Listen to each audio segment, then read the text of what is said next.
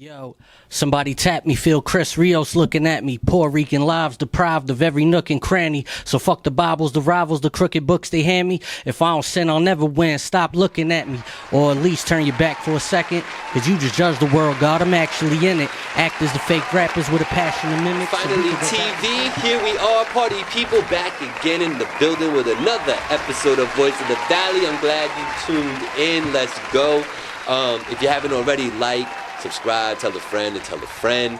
And remember, don't just dream, inspire. Don't just imagine, create, and just don't believe, achieve. You know that's the way it is here on Finally TV. I got a special guest here today. Got some Puerto Rican brethren in the building. Yeah. My man, Jay Arroyo. How are you, sir? Pretty good. How you doing, bro? I'm good, cousin. I'm good. I'm excited today. I hope you can tell.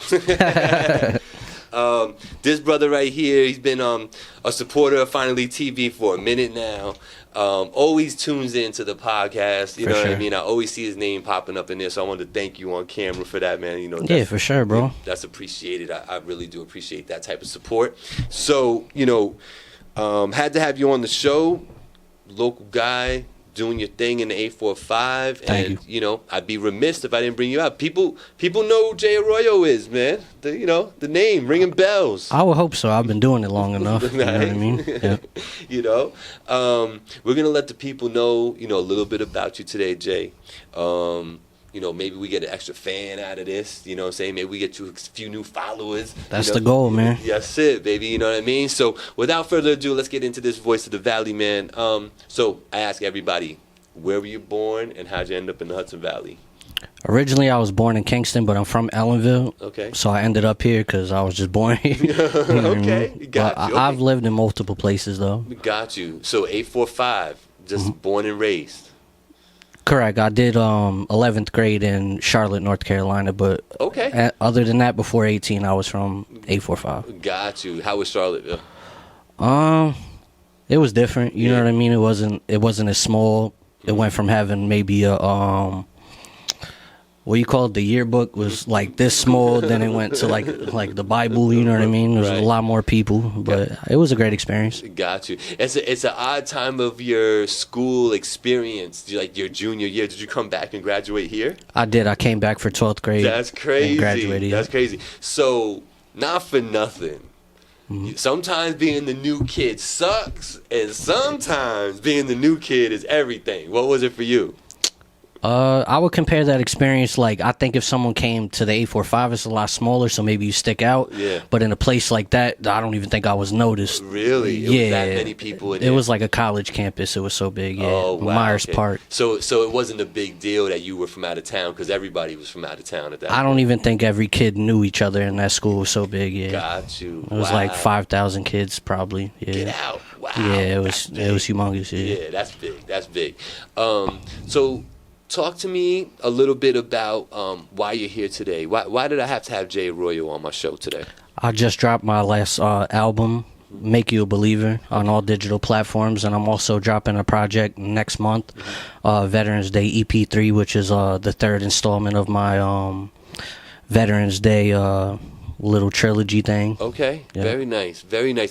And you say that with confidence, right? Because let people know you actually were in the military, right? You was in the Navy. Yeah, I served 5 years. Okay, active. There you go. So that's kind of like the roots there on why you would kind of feel compelled to do a Veterans Day. Is that true? Or? Yeah, it was the first year I got out. I was free, and me and my original engineer, Breeze, we created the little thing, and you know what I mean? He was in the Air Force, I was in the Navy, so it was just like it made sense at the time, you know what I mean? I just kept it going. Got you. So, I like that. What's interesting about you is you use your real name for your stage name. Correct. Right? So, Jay Arroyo, talk a little bit about your perspective on the necessity to even have a name. What's your take on that? Originally, my name was Bad News. Okay. Because NBA Street, when I beat it, the name that they gave me for street ball was Bad News. Okay. So I had that name, and then I kind of like fell in love with Joe Budden music and people like that. So I was like, I'm gonna just use my real name like he did, because at the time I looked up to him like that. Got you, Joe Budden. He's a favorite on this side of the world. Finally, TV is a supporter of Joe Budden. Okay, so with that now, obviously having a name like Bad News, there's a battle rapper named Bad News now. I didn't know that. Yeah, there's definitely. He's nice too. He's nice with Word. it. Yeah, he puts on. Interesting. I like the idea of using your government as your stage name. I do like that. Do you feel like that kind of takes a veil off of you as an artist, though? Do you feel like it presents you in a more raw way, in a way? I think it could be a little intrusive if you don't make it in music, because a lot of people could hide behind names. Like if my name was Bad News and then I never made it in music, there's no connection there. You know what I mean? They could be invisible. And that's not me. Right. But being Jay Arroyo, if I don't make it, if I offend somebody or it goes viral or something, there's no coming back from that. Got you. Do you feel like that's a risk that obviously it's a risk you're willing to take? Do you feel like the risk is high or low? With the internet, you never know, man. It could go either way, to be honest with you. But It's true. It's an interesting perspective, man. I respect that. It's because it is true what you say. You know what I mean? Like, right? If rapper ABC is just trash and it just doesn't do anything, and he goes wood in the hood, you know what I'm saying? His hood might know, but don't nobody else know that's Alex Gordon. You know what I'm saying? You know what I'm saying? Basically. So, okay. Yeah, I like that, man. But you know what? I feel like you're owning it, like, yo, bring it on type of. If I was worried, I wouldn't have did it. You exactly. know what I mean? It's just exactly. Life is life. You know. Exactly. Yeah, and you kind of come off like that in your music. I think your personality does shine through in your lyrics, like and what you're trying to say, like, meeting you now for the first time and interacting with you so much on the podcast, you get to know people, so like listening to your music is not that far away. You got to exaggerate things in music, and you're gonna be braggadocious, and it's not always gonna line up, but it doesn't really have to, you know what I mean? But the general gist is like, I see it, you know what I mean? So I think that's pretty dope, man. That's what's up. Thank you. So tell me a little bit about, you chose music as a form of expression, right? Okay. So when did that happen for you? When did you go, oh, maybe I want to record something. Maybe I want to, be a rapper. Maybe I want to do something. I was at recess in maybe like, I think 6th, 7th grade, and I seen two people battling. And I was watching they're like reading off of like a paper and stuff. And I'm like, this is cool, but they're kind of whack to me. So I went home. I was watching Freestyle Friday, and I'm like, I started getting into it. I started off originally just downloading like instrumentals on like Napster. Sure. And then I would rap Lloyd Banks lyrics over them, and then I started getting the rhythm for the music, and then I just started punching in my own words. Oh, okay, there you go. Lloyd Banks, huh? Yeah, that was one of my first favorite rappers. Yeah. Okay, there you go. I like it. So 6th, 7th grade, you realize, oh, I like the little rabbit thing. It seems fun. It's intriguing, From that point, though, when did it turn into, oh, but hold on, I might be able to record something. I want to put together a project, take this serious. When did that happen for you? As weird as it sounds, like, I always tried to get away from music. So when I joined the military, I said, I'm never rapping again. And then I met this guy named Angel Alunde, and the first day I met him was like probably 4 months into being in the military. And we bought a studio that day, and he had his own crib. We had nothing in there, just like a little mattress and just the studio equipment. And then he was like, yo, you're mad nice, bro, just keep rapping. So it just, every time I tried to get away from it, I'm not gonna say God, but like somebody came and was like, yo, just do it, bro. Got you. So doing that in the studio with your man, how long was it from that 6th, 7th grade experience, though, to that? Was that much later? When did that happen for you? I mean, me and my friends, like you said off camera, like we rapped in the basement or whatever, sleepover parties or whatever you want to call it. But from that, it was probably about 2-3 years, 4 years. Got you. So high school, and then immediately after high school, yeah. Got you. Okay. That's what's up, man. And now, you didn't just stop there. You actually you have quite a bit of material, to go through. So in saying that, I want you to just take a moment, look into the camera, and tell the people, exactly where they can follow you at, and where they can find your music and support you. Let them know. My name is Jay Arroyo. You can find me on Instagram at JAY_ARROYO845, or you can follow me on Facebook. It's JAY Music Corner, so Jay's Music Corner. That is my professional page for music, and SoundCloud and everything is just Jay Arroyo. Got you. All right, I'll have that on the screen and all that. Jay's gonna send over some music, so I'll be able to have something playing right here. You know what I mean?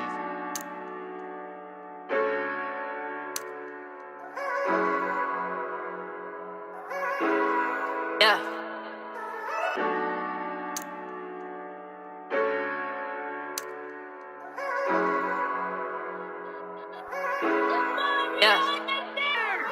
Play this song while you with your bitch, frontin' like we friends and shit. I know the thoughts of me are envious, salty as a pretzel twist, in it for the benefits.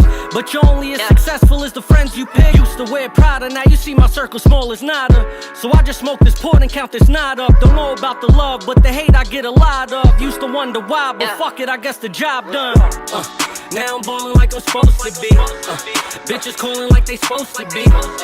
They ain't see it from the start, I guess the vision was off. Now I'm living like I'm supposed to be. Now I'm ballin' like I'm supposed to be. Bitches calling like they supposed to be. They ain't see it from the start, I guess the vision was off. Now I'm living like I'm supposed to be. Give me all my money, I ain't playing. Yeah, you know what I mean? So we'll let them listen to a little music as well. So let's talk a little bit about that and the progress there within, right? So in this time, like if you just, from not this project that you just did, but looking back from the last one and back, what type of project, what kind of progress is there, rather? I would say I just became a better songwriter. A lot of it was unstructured freestyles, which may have had the bars that I think you enjoy, but it wasn't like complete songs where I could submit to maybe like On Your Shirt to local radio or something like that. It just wasn't. It wasn't there. The bars were there, but the song structure wasn't there yet. Right. So, and then in that progression, what was happening? You started putting together albums and projects, or were you just doing like single after single? Like, when did you do your first project? I came up in a mixtape like generation, so you got the best of Lloyd Banks, the best of Jadakiss, so I would just come up, maybe there would be 2 songs that were complete with choruses and whatnot, but a lot of it was just maybe like 2-3 minute freestyles. Got you. But I probably put out my first like real project that was all songs was probably 2013-14 with Straight Razors and Fresh Tapers. Okay, there you go. Yeah. And can people find that today somewhere? Yeah, it's on all digital platforms. It is, okay. Yep. Oh, that's dope. Okay. And then from there, I know you've done some shows. Yep. You know what I mean? I know, you've done, you've had some collaborations as well. Talk about a little bit about some of your collaborations, maybe some of your favorite, if it's local or otherwise, but talk about that a little bit. My favorite collaboration was recently on Make You a Believer Would Be the Purest, with a guy named Aldo from the Bronx. Okay. He was, I believe he was signed with Smoke DZA at one point, and I met him in Fort Lauderdale when he was opening up for Styles P. So, like, I seen him, I was like, because I knew him from like Twitter and I follow all the Spanish rappers, so I was like, oh shit, that's him. And then I didn't think he was gonna walk up to me, but then he walked up to me and like we chopped it up, and then they performed, and then I was on the side of the stage. He came up to me afterwards and we started talking. I was just, that was so long ago, that was like 2012. And then I hit him up maybe last year this time, and he actually answered me and he was like, yeah, I'll do a song with you. Okay, that's what's up, man. That's what's up. How do you feel, being a solo artist and stuff? Is it important to do collaborative stuff, or do you feel like if it's there, you don't need it though? My first few projects, I was just working with like my engineer Breeze. So if you ever see Breeze, that's actually my engineer for like my first 8 or 9 projects. Gotcha. And I would work with like my friends that I knew but some of them I didn't really respect so much, so I wouldn't put them on. You got the whack friends, but for the most part, recently I just started doing collaborations because I was like, damn, I need to work with people from my area. Yeah. So I tried to do a song with everybody from my area. That was like a recent goal in the last 2-3 years. Gotcha. Have you jumped on any of these ciphers that are happening? I haven't yet, no. Yeah, that seems like it would be kind of your lane to jump on one of those and spit some bars. Yeah, it could be. Yeah. It's not something I'll rule out. Okay, that's dope. I'd like to see a J. Arroyo featured on a cypher out here. Let's get it. So talk to me a little bit, and you mentioned Lloyd Banks, but talk to me a little bit about inspirations, man. Like why music? Why do you think why did you look across the playground and see those kids rapping? Why where's that all coming from? I think it was just the crowd that it brought, the energy. Like, even though they sucked, they were getting so much love. Mm-hmm. And I was like, damn. And then once I started putting my stuff out, like maybe in high school, everybody used to call me Fuego. So we were like Fuego Records. And like, it was like the little love I got because I was like very to myself. You know what I mean? I was cool with all the cool people, but I ain't really mess with nobody. So it was like the love that I got, you know what I mean? It was just rhyming. Got you. Okay. So let's talk a little bit about some influence in that. You named one, but what other artists would you look at and say, I can draw a little inspiration from these guys? Recently, it's probably been like Nipsey Hussle, the Benny the Butchers, Mozzie's. But all time, I would say Tupac, Joe Budden, Lloyd Banks. Lloyd's nice, man. Yeah, he's heavily slept on after his voice changed. I think people just like sonically like kind of. But yeah, Lloyd Banks is one of the greatest like punchline rappers, like Cassidy. Could you imagine him in like a battle? Like, I don't think any of these battle rappers is holding that, man. Like, man, I just recently seen like him going at Rick Ross. They like brought it back up because Ross was like trolling him recently. But I read it and I was like, sheesh. Like, he was going in, bro. Like, Facts, man. No, Banks is nice with it, man. So, you can't put songs together without production, right? And you had mentioned how you were just going out and, grabbing beats from wherever, Napster, YouTube, wherever you could get a beat from, that's instrumental, right? Do you lean on anybody nowadays for production? I've never really done a project like with a producer in the studio with me. So I'm always searching the internet. But one person I can say that had like a standout song like at the beginning of my career, like locally, was Automatic Beats. Okay. With a song called How You Want It.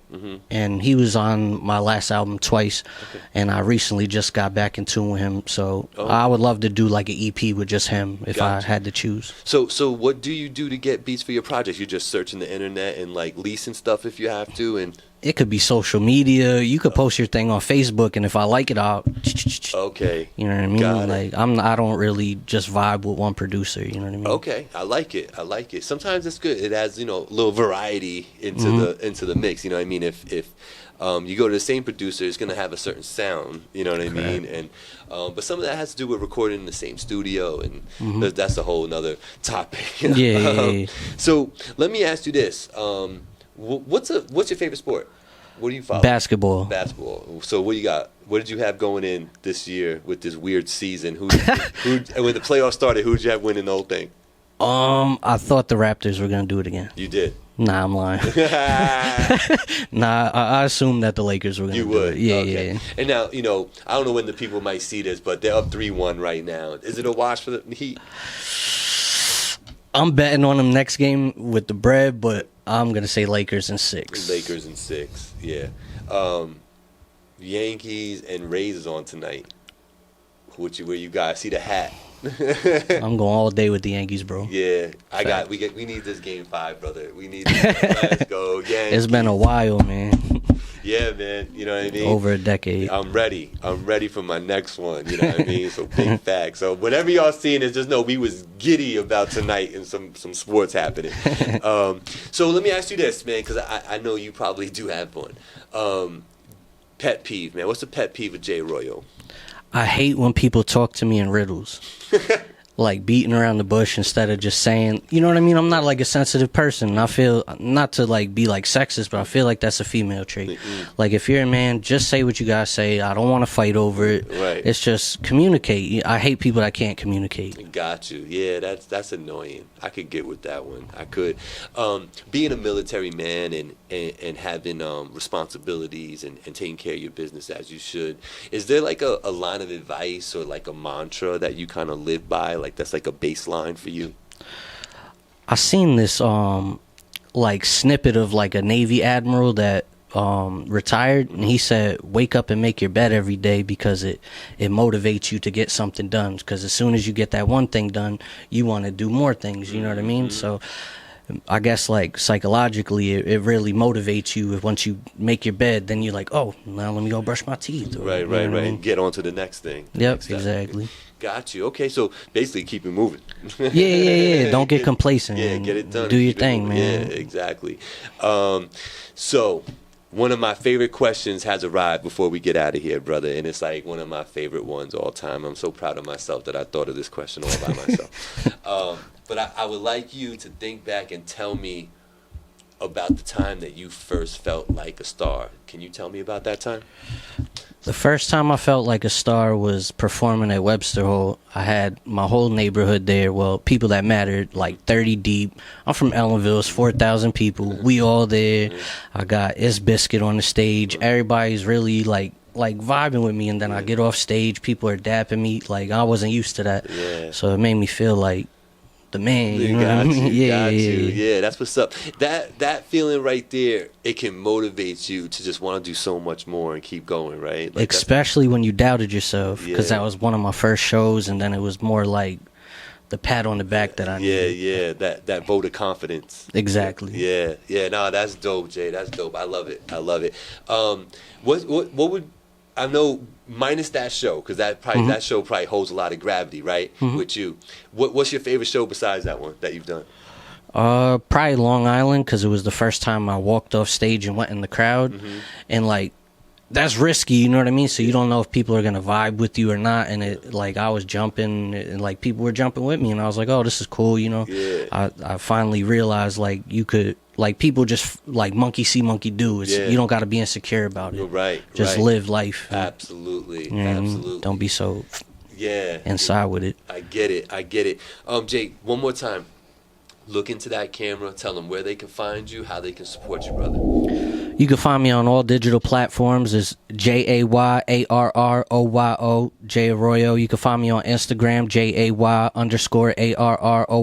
845. On Facebook, you can find me on Jay's Music Corner. And Twitter, I'm not really on there so much, but you can find me on there as well. It's JAY_ARROYO 845. There you go. And all streaming platforms for your music? It's on everything. It's just Jay Arroyo. Jay Arroyo. And the newest project's name is?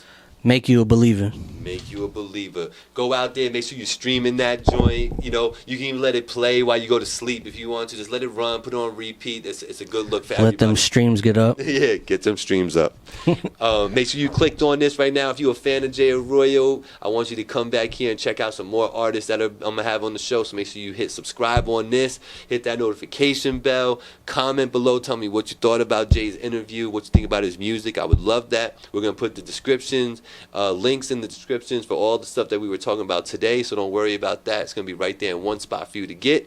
And so without further ado, Jay, man, thanks for coming out here, brother. I really do appreciate you. You already know what it is. It's Jay Arroyo, Voice 845. Of the Valley. That's it, 845, stand up, get live. Voice of the Valley, we out. Peace. Yo, somebody tap me, feel Chris Rios looking at me. Puerto Rican lives deprived of every nook and cranny. So fuck the Bibles, the rivals, the crooked books they hand me. If I don't sin, I'll never win. Stop looking at me. Or at least turn your back for a second. Cause you just judge the world, God, I'm actually in it. Act as the fake rappers with a passion to mimic. So we could go back and forth if your passion is tennis. I'm just saying. My nigga never stop praying. And just practice patience when the pressure keep weighing. God, I gotta keep my faith in. Cause I know together we can make it. My heart vacant, I ain't prayed in some weeks. But God's on his job, he bring the lessons to me. He said, the insecure prey on the weak. I just absorb and I learn more the less I speak. I'ma make it. 845.